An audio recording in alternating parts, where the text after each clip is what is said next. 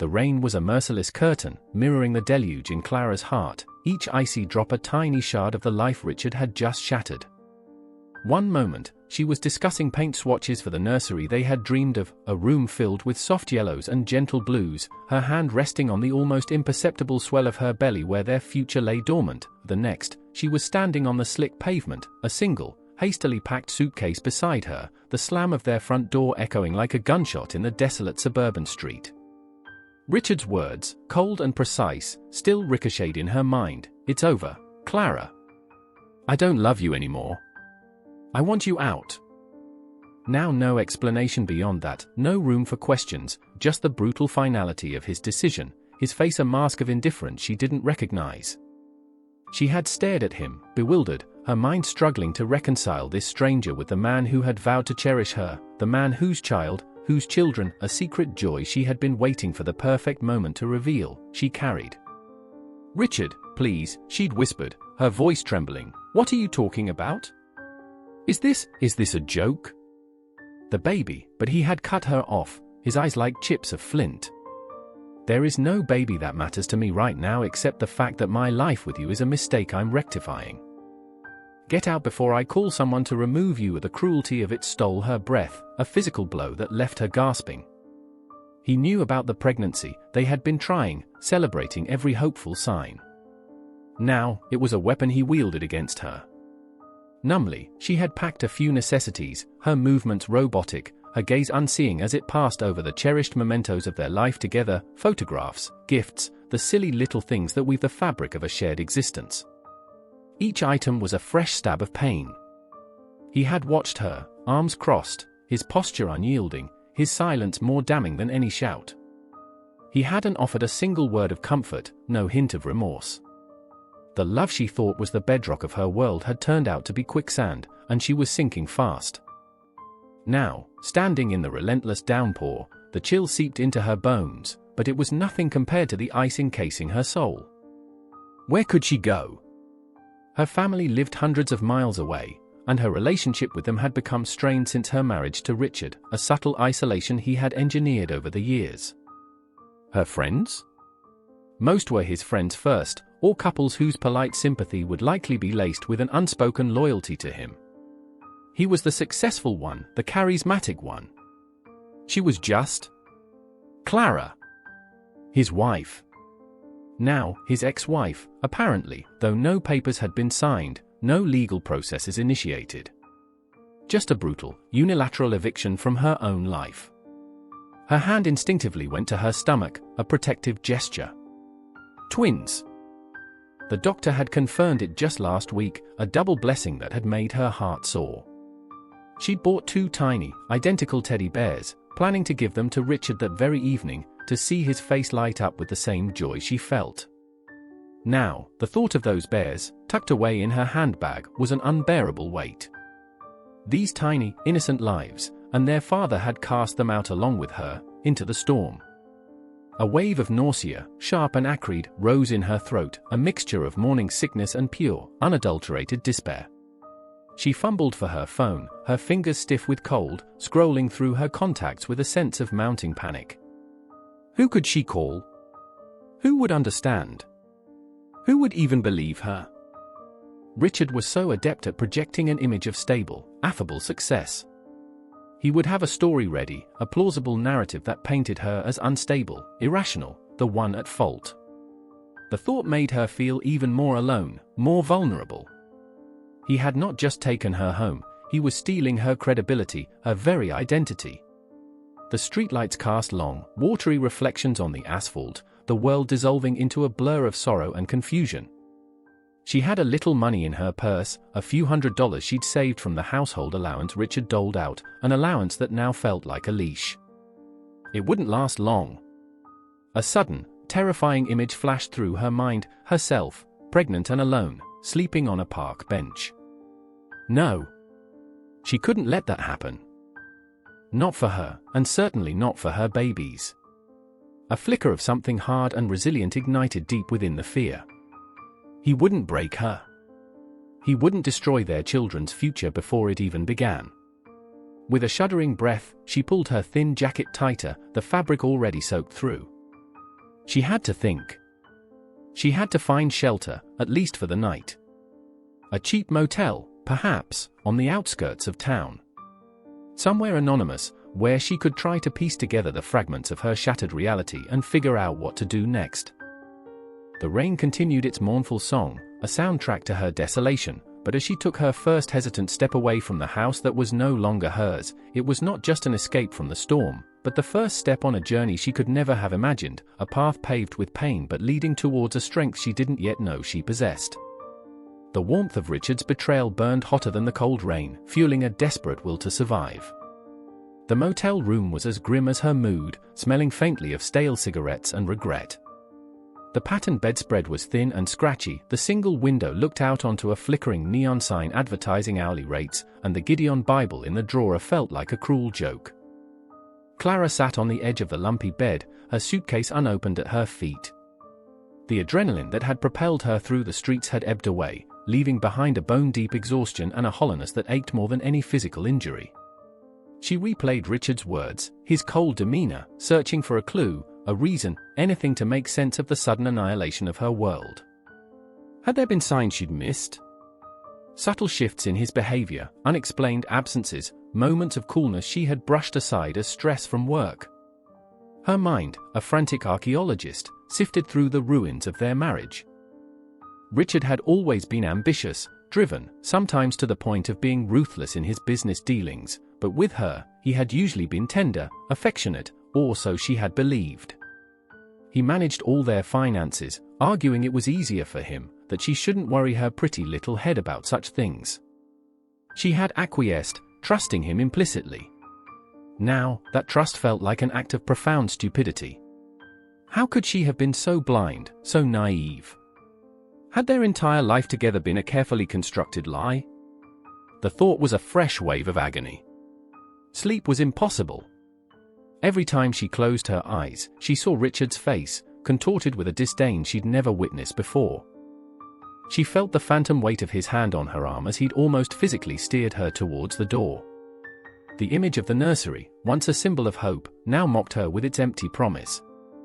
Her babies. What kind of life could she offer them now? She was penniless, homeless, and emotionally devastated. The weight of responsibility pressed down on her, immense and terrifying. The first grey light of dawn crept through the grimy window, offering no comfort. Clara knew she couldn't stay there. The dwindling cash in her purse was a ticking clock. She forced herself to shower, the lukewarm water doing little to wash away the feeling of being soiled by Richard's betrayal. Looking at her pale, tear-streaked face in the cracked mirror, a new resolve began to solidify amidst the despair. She wouldn't just survive, she would fight. For her children. For herself. He had underestimated her, treating her like a disposable inconvenience. He would learn, one day, just how wrong he had been. Her first call was to a women's shelter, her voice barely a whisper as she explained her situation, omitting the more sensational details, just focusing on her immediate need for safety and guidance. The voice on the other end was kind, practical, but informed her there was a waiting list. Disappointment, sharp and bitter, welled up. She tried another, then another, each call ending with a similar refrain. The system was overwhelmed. Resources were scarce. For a terrifying moment, the image of that park bench returned, more vivid this time. Then, she remembered Martha. Martha Evans, an old friend of her late grandmother, a woman with a kind heart and a no-nonsense attitude, who ran a small, slightly ramshackle diner in a town about 50 miles away, a town Clara had visited during childhood summers. It was a long shot. They hadn't spoken in years. But desperation was a powerful motivator. Her fingers trembled as she searched online for the diner's number. Martha's Place, the listing read, a beacon of fragile hope in her sea of despair. When Martha answered, her voice was as warm and gravelly as Clara remembered. Clara stumbled through her story, tears flowing freely now, the carefully constructed composure of the previous night crumbling. She didn't offer excuses for her long silence, just raw, unvarnished truth about Richard's cruelty, her pregnancy, her utter lack of options. Martha listened patiently, her occasional grunts of affirmation the only interruption. When Clara finally fell silent, emotionally drained, there was a pause. For a heart-stopping moment, Clara feared rejection, another closed door. "You get yourself on a bus, Clara girl," Martha said finally, her tone firm but gentle. "There's a room above the diner. It ain't the Ritz, mind you, but it's clean and it's safe. And there's always work for willing hands here. You come. We'll figure the rest out together." Relief, so potent it made Clara's knees weak, washed over her. It wasn't a solution to all her problems, not by a long shot, but it was a lifeline. A place to land. A chance to breathe. She thanked Martha profusely, her voice choked with emotion. "Just get here, child," Martha repeated. "You're not alone anymore." The bus journey was a blur of dreary landscapes and anxious thoughts. The small town of Havenwood was much as she remembered, a little sleepier, perhaps, the paint on some of the storefronts a little more faded. Martha's place stood on the main street, its cheerful, if slightly crooked, sign a welcome sight. Martha herself was waiting, a sturdy, aproned figure with kind eyes and a welcoming hug that felt like the first genuine warmth Clara had experienced in what felt like an eternity. The room above the diner was small and basic, with a single bed, a worn armchair, and a tiny in-suite bathroom. The window overlooked a quiet back alley. It was a world away from the comfortable, stylish home she had shared with Richard, but as Clara set her suitcase down, a profound sense of gratitude filled her. It was safe. It was hers, for now. And for the first time since Richard had uttered those devastating words, a tiny, fragile seed of hope began to sprout in the barren landscape of her heart. She was at her lowest point, stripped of everything she thought defined her, but Martha's unexpected kindness had given her a foothold, a place from which she could begin the slow, arduous climb back. The road ahead was daunting, filled with uncertainty, but she had her babies to fight for, and now, she had an ally. The early days in Havenwood were a fog of exhaustion, morning sickness, and quiet grief. Clara moved through her tasks at the diner mechanically, wiping tables, washing dishes, learning to take orders, her mind often miles away, replaying the betrayal, wrestling with the uncertain future.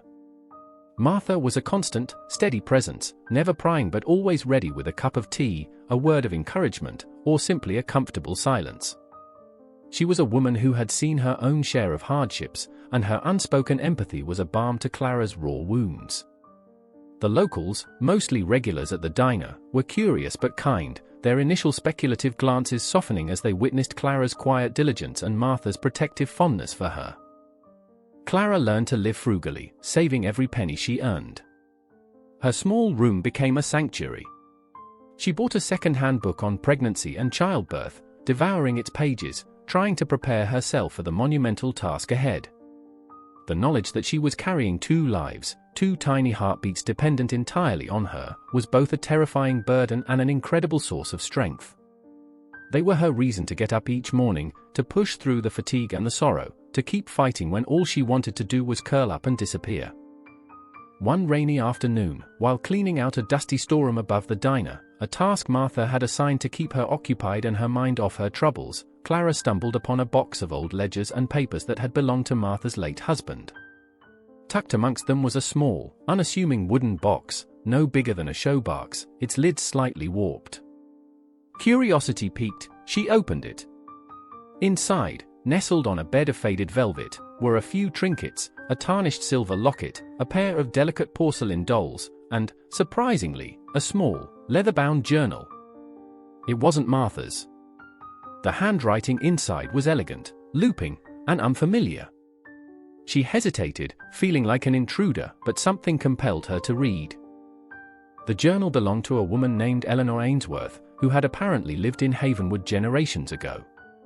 The entries, dated in the late 19th century, spoke of a grand house on the outskirts of town, a place called Willow Creek Manor, that had fallen into disrepair but held a secret, the hidden room, a lost family fortune, a tale of betrayal and resilience.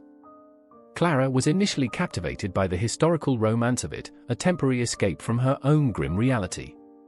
The entries were sporadic, sometimes cryptic, hinting at a hidden compartment within the manor's library where Eleanor had concealed important documents, proof of her husband's deceit and her rightful claim to the property he had tried to steal from her. It was a fascinating story, but it felt distant, unrelated to her own plight. She almost dismissed it, ready to put the journal back, when a particular passage caught her eye. Eleanor wrote of her husband's methods, how he had systematically isolated her, controlled her access to money, and spread rumors to discredit her, all while charming the society around them. A chill ran down Clara's spine. The parallels to Richard's behavior were uncanny, a dark echo across the decades. Richard hadn't been trying to steal Amanda, but he had certainly stolen her life, her security, and had done so with a similar brand of calculated cruelty and manipulation. This old journal, this voice from the past, suddenly felt less like a quaint historical artifact and more like a whispered warning, a testament to the enduring nature of greed and deception. Eleanor Ainsworth had fought back, according to her writings, though the journal ended before the resolution of her struggle. The story resonated with Clara deeply, stirring something within her. It wasn't just about survival anymore. A quiet anger, cold and sharp, began to crystallize.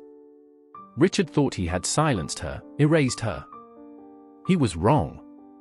As her pregnancy progressed, the physical discomfort grew, but so did a new sense of purpose. The twins, active and strong within her, were a constant reminder of what was at stake. She began to think more strategically. What had Richard been so desperate to hide or protect that he would cast out his pregnant wife so callously? It couldn't just be about another woman. His cruelty had been too deliberate, too absolute. There had to be more to it. The memory of his obsession with financial privacy, his insistence on controlling every aspect of their joint accounts, now seemed sinister.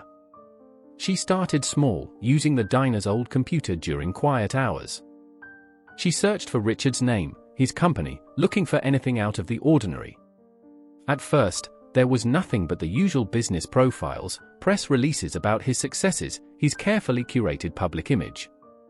But Clara was persistent. She remembered fragments of conversations, names of associates he'd mentioned, deals he'd been excited or stressed about. The journal of Eleanor Ainsworth had, in an odd way, sharpened her focus, making her consider the layers beneath the surface, the possibility of a well-concealed deception. One evening, Martha found her hunched over the computer, a frown etching lines on her forehead. Instead of chiding her for obsessing, Martha pulled up a chair. "What are you looking for, child?" she asked gently. Clara, hesitant at first, began to explain her growing suspicions, the nagging feeling that Richard's actions were tied to something bigger than just their failed marriage. She spoke of his financial secrecy, the suddenness of his decision, the way he had ensured she left with absolutely nothing. Martha listened, her expression thoughtful. Men like that, the ones who need to control everything, they usually have secrets buried deep, Martha mused, her gaze distant. My own father was a bit like that. Smooth as silk on the outside, but always something he was hiding. She then told Clara about a nephew of hers, David, a young lawyer just starting his own practice in a nearby city. He's smart, David is. And he's got a good heart. Maybe he could give you some advice, point you in the right direction. Can't hurt to ask. The suggestion was a lifeline. Clara had felt so alone in her burgeoning suspicions, unsure how to proceed. The idea of professional guidance, even just a consultation, was empowering. Martha made the call, and a few days later, David Chen agreed to meet Clara. He drove out to Havenwood, a young man with keen, intelligent eyes and a patient demeanor. Clara, her belly now prominently round, laid out her story, her fears, and the few disparate pieces of information she had gleaned. She even mentioned the strange resonance she'd found in Eleanor Ainsworth's journal, feeling a bit foolish, but David listened intently, taking notes, asking clarifying questions. He didn't make any grand promises, but he didn't dismiss her concerns either. What Richard did was morally reprehensible, Clara, David said, his voice firm. And if there's more to it, if he was engaged in illegal activities and his actions towards you were part of a cover-up, then he needs to be held accountable. It will be difficult. Men like him are good at covering their tracks. But it's not impossible. He explained the basics of forensic accounting, the ways one could potentially uncover hidden assets or fraudulent transactions. He agreed to do some preliminary, discreet inquiries pro bono, moved by her plight and Martha's vouching for her character. For the first time, Clara felt a flicker of genuine hope that went beyond just surviving. A deeper mystery was indeed emerging, and the stakes were far higher than she had initially comprehended. Richard hadn't just broken her heart, he had potentially committed serious crimes, and her eviction might have been a calculated move to silence a potential witness or eliminate a financial liability. With Martha's unwavering support and David's nascent legal help, she was no longer just a victim. She was beginning to build a team, however small, to unravel the truth and, perhaps, to one day confront the man who had tried to destroy her. The path ahead was still shrouded in uncertainty, but it was now illuminated by a nascent, steely resolve. The twins kicked within her, a reminder of the future she was fighting for. The birth of Leo and Lily was both the hardest and most beautiful day of Clara's life. Martha was by her side, a rock of support, holding her hand, wiping her brow, offering words of encouragement as Clara labored for hours in the small Havenwood Community Hospital. When the twins finally arrived, healthy and screaming, a wave of love so fierce and overwhelming washed over Clara, momentarily eclipsing all the pain and fear of the preceding months. Looking at their tiny, perfect faces, she knew, with absolute certainty, that she would do anything to protect them, to give them the life they deserved. The first year with the twins was a whirlwind of sleepless nights, endless diaper changes, and the constant, demanding rhythm of caring for two infants simultaneously. Martha was a godsend, helping with the babies whenever she could, allowing Clara to work shorter shifts at the diner, offering wisdom gleaned from her own motherhood. Clara's small room above the diner became a cozy, cluttered haven filled with the scent of baby powder and the soft gurgles of her children. The memory of Richard, though still painful, began to recede, overshadowed by the immediate, all-consuming demands and joys of motherhood. Yet, the questions about Richard's betrayal, the need for answers, for justice, never truly disappeared.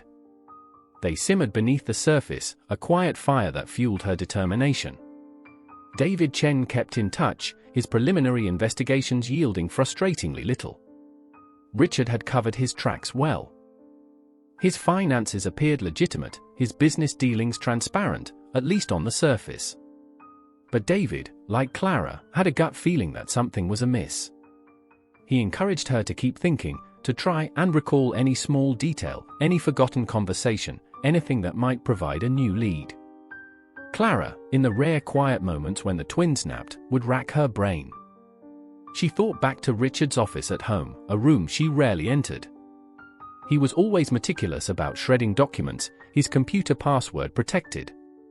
But then she remembered something, an old laptop, one he had discarded in the attic of their former home, complaining it was too slow. In her numb haste while packing, she had grabbed a box of what she thought were her own old electronics and books. Could that laptop be in there? It was a slim chance, but it was something. The box had been stored in Martha's attic, forgotten amidst the chaos of new motherhood. With a surge of adrenaline, Clara retrieved it. Her heart pounded as she sifted through its contents.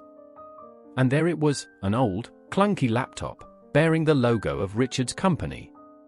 She had no idea if it would even turn on, or if she could guess the password if it did. She called David immediately. "I found something, David," she said, her voice tight with a mixture of hope and trepidation. Richard's old work laptop. He thought it was broken. David advised her not to try accessing it herself. He knew a forensic IT specialist who might be able to retrieve data, even from a seemingly dead machine. It would cost money Clara didn't have. But Martha, overhearing the conversation, didn't hesitate. "We'll find the money, child," she said firmly, withdrawing a small bundle of cash from her savings she'd been putting aside for diner repairs. Some things are more important than a new coat of paint. Clara was overwhelmed by her generosity, tears welling in her eyes. The IT specialist, a quiet, intense young woman named Sarah, worked wonders. The laptop, though old, still held a treasure trove of fragmented files, deleted emails, and hidden partitions Richard had clearly forgotten about or assumed were permanently erased. It took weeks of painstaking work, but Sarah began to piece together a picture of Richard's activities that was far darker than Clara could have imagined. He had been running a sophisticated scheme, siphoning money from his company's international projects through a series of shell corporations registered in obscure offshore locations. he was defrauding his investors and partners on a massive scale. The new woman he had vaguely alluded to when he kicked Clara out was likely a fabrication, or perhaps a temporary distraction. The real reason for his cruelty became chillingly clear: he was preparing for a major audit or a buyout, and he needed to ensure his personal life was uncomplicated, free of any potential claims or inquisitive spouses. Clara, pregnant and entitled to marital assets, had become a dangerous liability. Discrediting her and casting her out penniless was a cold, calculated move to protect his criminal enterprise. The evidence Sarah uncovered was substantial: spreadsheets detailing illicit transfers, email correspondence with shadowy intermediaries, even draft agreements that outlined the fraudulent structures. It was damning. David was ecstatic, recognizing the legal dynamite they now possessed. "This is it, Clara," he said, his voice filled with excitement. "This is more than enough to bring him down. He didn't just break your heart, he's a serious white-collar criminal." Over the next 2 years, while raising Leo and Lily, who were growing into bright, inquisitive toddlers, Clara worked closely with David. She learned about financial jargon, legal procedures, the painstaking process of building an airtight case. She transformed. The hesitant, heartbroken woman who had arrived in Havenwood was replaced by a quietly determined investigator, her grief channeled into a focused pursuit of justice. She even took an online bookkeeping course, wanting to understand the mechanics of Richard's fraud more deeply.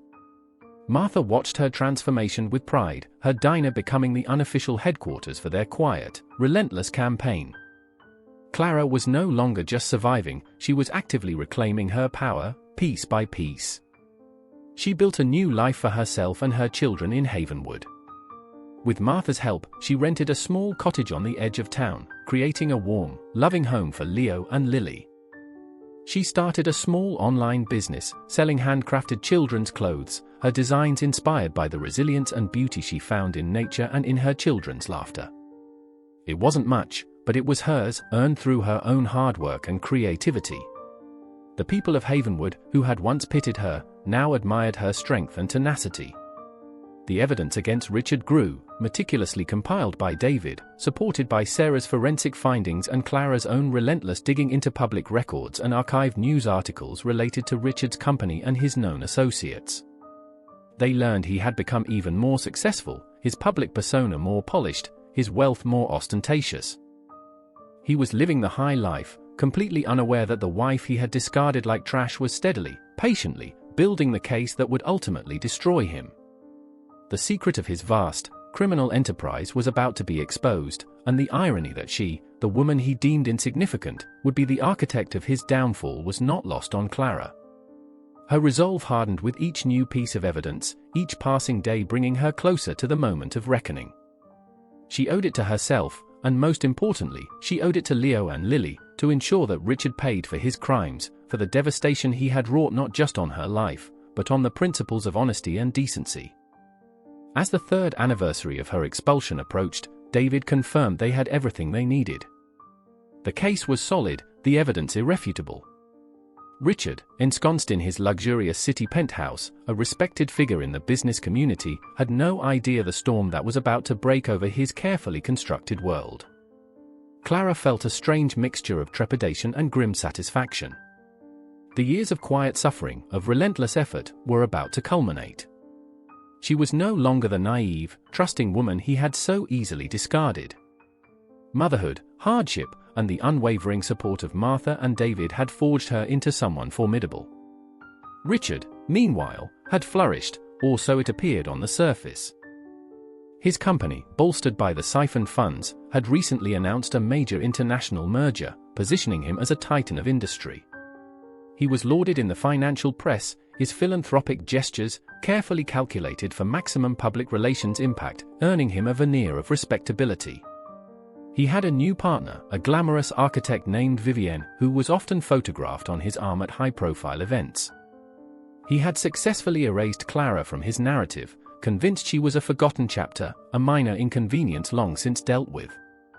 He had, however, underestimated Clara's resilience and the depth of the wound he had inflicted. He also hadn't counted on the tenacity of a mother fighting for her children's future and her own vindication.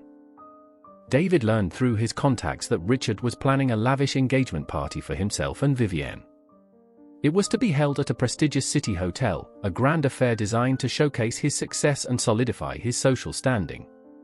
"This is our chance, Clara," David said, his eyes gleaming with strategic intent. A public event like this, the impact of a revelation would be catastrophic for him. Clara felt a knot of anxiety tighten in her stomach at the thought of confronting Richard, of stepping back into that world of wealth and deceit. But then she looked at Leo and Lily, now nearly 3 years old, their bright, innocent faces full of trust and love. They were the reason she had to see this through. Richard had not only tried to destroy her, he had callously disregarded his own children. He deserved to face the consequences in the most public way possible. The plan was audacious. David had already prepared a comprehensive dossier of evidence, ready to be submitted to the Financial Crimes Unit. But he suggested that a carefully timed leak to a prominent investigative journalist, coinciding with the engagement party, would ensure maximum exposure and public pressure, making it harder for Richard's high-powered lawyers to bury the story or intimidate witnesses. Clara agreed. She wanted the world to see Richard for who he truly was, not the charming philanthropist he pretended to be. As the date of the party approached, Richard, blissfully unaware, grew bolder. He had recently become aware, through a stray comment from a former acquaintance, that Clara was living in a small, rural town and had 2 young children. He dismissed it with a sneer. If she had children, they were her problem. He felt no connection, no responsibility. In fact, he'd briefly considered sending a lawyer to intimidate her, just to ensure she stayed quiet and out of sight, but he was too busy with his merger and engagement plans. He assumed her silence over the past 3 years meant she was broken and defeated, exactly as he intended. He even began to feel a perverse sense of magnanimity. Perhaps, he mused to Vivienne, he might send Clara a small, anonymous sum of money one day, a charitable gesture. Vivienne, who knew nothing of Clara's existence beyond Richard's brief, dismissive explanation that he'd had a short, regrettable first marriage, had merely nodded, more interested in the diamond bracelet he was fastening around her wrist. Richard felt secure, untouchable. His web of deceit was, he believed, impenetrable. Clara, however, was preparing for battle. She chose her outfit carefully, a simple, elegant dark blue dress, professional and understated. It was a stark contrast to the designer gown Vivienne would undoubtedly be wearing, but Clara wasn't there to compete in a fashion show. She was there to deliver a reckoning. Martha insisted on accompanying her to the city, leaving the diner in the capable hands of a trusted employee. "I'm not letting you face that weasel alone, even with David there," Martha declared, her loyalty a comforting shield. Leo and Lily would stay with a kind neighbor in Havenwood, a woman who adored them. Saying goodbye to them that morning was the hardest part, their innocent hugs a poignant reminder of what she was fighting for. The day of the party, a cold, crisp autumn evening, Clara felt a strange calm settle over her. The years of fear and uncertainty had been replaced by a resolute sense of purpose. David met her and Martha at a small cafe near the hotel. He had already spoken to the investigative journalist, a respected reporter named Susan Albright, who was intrigued by the story and the preliminary evidence David had shared. Susan had agreed to be present at the hotel, ready to observe and report. The authorities were also discreetly on standby, alerted by David about potential financial crimes of a significant nature. Richard's engagement party was even more opulent than Clara had imagined. The hotel ballroom glittered with chandeliers, champagne flowed freely, and a string quartet played softly in the background. Society's elite mingled, their laughter and chatter creating a deceptive veneer of sophisticated gaiety. Richard stood near the entrance, beaming, accepting congratulations, Vivienne radiant by his side. He looked prosperous, confident, the master of his universe. He didn't see Clara, Martha, and David enter, their presence deliberately low-key as they positioned themselves near the edge of the room. The moment arrived during Richard's self-congratulatory speech. He was toasting Vivienne, his future, his continued success, his voice oozing insincere charm. "To a future brighter than ever imagined," he declared, raising his glass. It was then that David gave Clara a subtle nod. Taking a deep breath, her heart pounding against her ribs like a trapped bird, Clara stepped forward.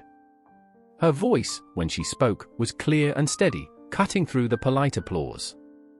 "Richard, there are a few things you've forgotten to mention about your past, and indeed, your present success." A hush fell over the ballroom. All eyes turned towards her. Richard froze, his smile vanishing, his face paling as he recognized her. For a moment, he looked utterly stunned, as if seeing a ghost. Vivienne looked from Clara to Richard, her expression bewildered. "Clara!" Richard stammered, his voice barely a whisper, the suave composure instantly gone. "What in God's name are you doing here?" "I'm here to talk about our children, Richard," Clara said, her gaze unwavering. "Leo and Lily. The twins you abandoned along with me 3 years ago when you threw me out with nothing." A collective gasp rippled through the crowd. Vivienne's hand flew to her mouth. Richard's face contorted, a mixture of shock and dawning fury. He hadn't known for certain about the children, not their names, not that they were twins. The public mention, the specificity, hit him hard. "And I'm here," Clara continued, her voice gaining strength, "to talk about how you built this empire of yours. Not through honest work, Richard, but through lies, deceit, and systematic fraud." She gestured towards David, who stepped forward holding a discreetly bound copy of the dossier. "My lawyer, Mr. David Chen, has compiled rather extensive evidence of your financial activities. Evidence of shell corporations, laundered money, and defrauded investors. Evidence that has already been shared with the relevant authorities and with certain members of the press."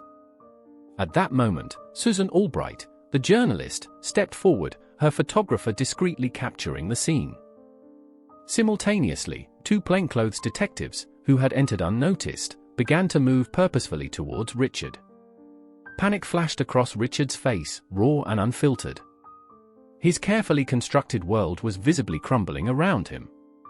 He looked wildly from Clara to David, to the approaching detectives, his bravado utterly shattered. This is absurd," he blustered, his voice cracking. "She's a disgruntled ex-wife. She's lying. Vivienne, don't listen to her." But Vivienne was already backing away from him, her eyes wide with horror and dawning comprehension. The guests were murmuring, their expressions ranging from shock to avid curiosity, some already inching away from him as if he were contagious. The air crackled with tension. "The evidence speaks for itself, Richard," David stated calmly, his voice carrying authority. "The transactions, the accounts, the paper trail leading directly to you. It's all there." One of the detectives addressed Richard, his tone polite but firm. "Mr. Richard Sterling, we'd like you to accompany us to the station to answer some questions regarding allegations of financial misconduct." Richard looked like a trapped animal. His eyes darted towards the exits, but there was no escape. His powerful friends in the room were suddenly very distant, their gazes averted. The empire he had built on lies was imploding before his very eyes, at the pinnacle of his supposed triumph. Clara watched him, not with hatred, but with a profound sense of closure. The secret she had carried, the truth she had painstakingly uncovered, had indeed ruined him, just as he had tried to ruin her. As the detectives escorted a now ashen-faced, trembling Richard out of the ballroom, a stunned silence descended, broken only by the frantic clicking of Susan Albright's photographer's camera. Vivienne sank into a nearby chair, burying her face in her hands. Clara felt Martha's reassuring hand on her arm. It was over. The confrontation had been more public, more dramatic than she could have ever anticipated, but justice, it seemed, was finally beginning its inexorable course. The image of Richard's face, stripped of its arrogant mask, replaced by pure, unadulterated fear, would be etched in her memory, not as a source of triumph, but as a somber testament to the consequences of cruelty and greed. The aftermath of Richard's public unmasking was swift and devastating for him. Susan Albright's article, published the next morning with damning excerpts from David's dossier, created a media firestorm. Richard's carefully cultivated reputation was shredded overnight. His business partners distanced themselves, investors panicked, and the major merger that was to be his crowning achievement collapsed spectacularly. The authorities, armed with the comprehensive evidence Clara and David had provided, launched a full-scale investigation. Richard's high-powered lawyers attempted damage control, issuing denials and accusing Clara of a vindictive smear campaign, but the weight of the evidence was overwhelming. The shell corporations, the illicit money trails, the testimonies from former employees who had been suspicious but too afraid to speak out, it all painted an undeniable picture of a sophisticated criminal enterprise. Within weeks, Richard Sterling, the celebrated tycoon, was formally arrested and charged with multiple counts of fraud, embezzlement, and money laundering. His assets were frozen, his passport confiscated. The man who had callously thrown his pregnant wife out with nothing now found himself facing the prospect of losing everything, including his freedom. For Clara, the experience was surreal. Watching the news reports, seeing Richard's empire crumble, felt like witnessing the final act of a long, arduous play. There was no elation, no desire for vengeance sated, only a quiet, profound sense of relief and vindication. Her name was cleared of any insinuation Richard might have cast upon her character in his attempts to discredit her. The world now knew the truth, not just about his crimes, but about his cruelty. The legal proceedings against Richard were lengthy and complex, but David Chen, no longer just a small-town lawyer but a rising star due to the high-profile case, navigated them with skill and determination. Clara was called to testify, a difficult but necessary step.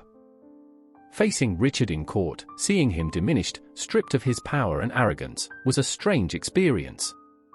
He refused to meet her gaze, his once confident demeanor replaced by a sullen resentment. She spoke her truth calmly and clearly, recounting his actions, the impact of his betrayal, and the evidence she had helped uncover. Her testimony was powerful, painting a picture not just of a financial criminal, but of a man capable of profound personal cruelty. Ultimately, justice prevailed. Richard Sterling was found guilty on multiple charges and sentenced to a significant prison term. The court also ordered substantial financial restitution to the defrauded investors and, importantly for Clara, a fair settlement from what remained of his legitimate assets to support their children, Leo and Lily, whom he had never acknowledged but could no longer deny. It wasn't a fortune, as much of his wealth had been illusory or tied up in the fraudulent schemes, but it was enough to provide security for her and the twins, a tangible acknowledgement of his responsibilities. Clara returned to Havenwood, to her small cottage, to the comforting normalcy of her life with Leo and Lily. The media attention faded, and she was grateful for the peace. Her online business selling children's clothes flourished, her story, though she never publicized it herself, lending an unspoken narrative of resilience and integrity to her brand. She expanded, hiring a few local women, creating a small community of working mothers. Martha remained her steadfast friend and confidant, a beloved grandmother figure to the twins. The small wooden box with Eleanor Ainsworth's journal still sat on Clara's bookshelf. Sometimes, she would take it down, rereading passages, feeling a kinship with a woman from another century who had also faced betrayal and fought for her rights. She often wondered if Eleanor had found her own justice. Clara hoped so. She even considered, one day, trying to research what became of Willow Creek Manor and its secrets, perhaps as a project for when Leo and Lily were older. Her relationship with David Chen evolved slowly, naturally, from a professional alliance into a deep friendship built on mutual respect and shared experience. There was an undeniable warmth between them, a hint of a future possibility, but Clara was in no rush. Her priority was her children, her own healing, and the quiet, fulfilling life she had built from the ashes of her past. She had found her strength, her voice, and her purpose. She had faced the worst of betrayals and emerged not bitter, but stronger, more compassionate, and deeply appreciative of the simple joys of love, family, and honest hard work. Looking at Leo and Lily as they played in the small garden behind their cottage, their laughter echoing in the clear afternoon air, Clara felt a profound sense of peace. They were her greatest treasures, her most important victory. Richard had tried to erase her, to deny their existence, but in doing so, he had only paved the way for his own ruin and her ultimate triumph. She had not only survived, she had thrived. Her journey had been one of unimaginable pain, but it had also been one of incredible transformation. She had learned that true wealth wasn't measured in dollars or social standing, but in love, integrity, and the courage to fight for what is right. and as she looked towards the future, it was bright with the promise of all those things, a future she had built with her own 2 hands, for herself, and for her precious children. The secret she had returned with had indeed ruined Richard Sterling, but more importantly, it had set her free.